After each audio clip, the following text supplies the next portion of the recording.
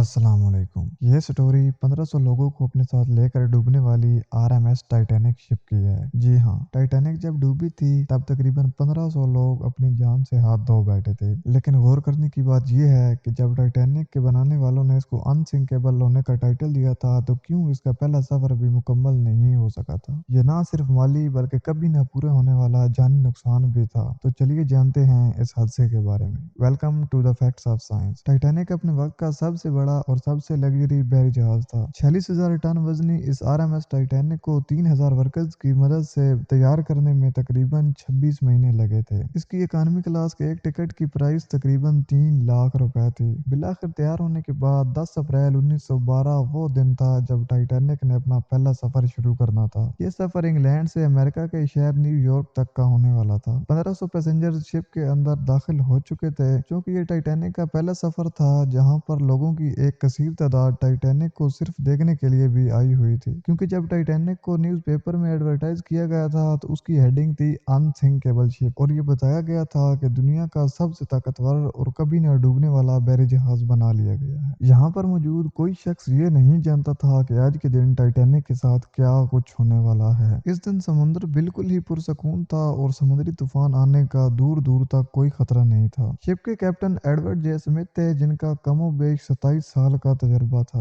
और इसमें तकरीबन 900 क्रू मेंबर्स भी मौजूद थे। सफर शुरू हुआ और टाइटैनिक अपनी मंजिल की तरफ बढ़ने लगा। यहाँ तक सब कुछ नॉर्मल था और कैप्टन ने शिप की स्पीड काफी तेज रखी हुई थी क्योंकि ये टाइटैनिक का पहला सफर था और ये टाइटैनिक को कम से कम टाइम में तय करना था। इस सफर को 3 दिन गुजर चुके थे। आयरलैंड और फ्रांस में थोड़ी सी देर के स्टॉप के अलावा टाइटैनिक 72 घंटों से लगातार अपनी मंजिल की तरफ बढ़ता चला जा रहा था। ये 14 नवंबर 1912 की शाम थी और समंदर में निहायत ही धुंध छाई हुई थी। एक और शिप जो टाइटैनिक से कुछ ही घंटे आगे चल रहा था उसने वायरलेस पर टाइटैनिक को आइसबर्ग्स यानी समुद्र में मौजूद बर्फ की चट्टानों की वार्निंग दी थी और ये वार्निंग कम से कम 6 बार दी गई थी, जबकि टाइटैनिक के वायरलेस ऑपरेटर्स ने इनको मिस कर दिया था। जी हाँ, आप इसे वायरलेस ऑपरेटर्स की कोताही भी कह सकते हैं। इसके अलावा शिप पर पहरेदार भी मौजूद थे जो दूर से ही आइसबर्ग को देखकर कैप्टन को बता देते अगर उनके पास दूरबीन होती। जी हाँ, उनके पास दूरबीन भी नहीं थी। उन्होंने कैप्टन स्मिथ को उस वक्त इतला दी जब आइसबर्ग बहुत ज्यादा नजदीक आ गया था। उस वक्त टाइटैनिक की स्पीड 22 नॉट यानी 41 किलोमीटर फी घंटा थी। कैप्टन ने फौरन इंजन ऑफ करने का कहा और शिप को टर्न करने का भी ऑर्डर दिया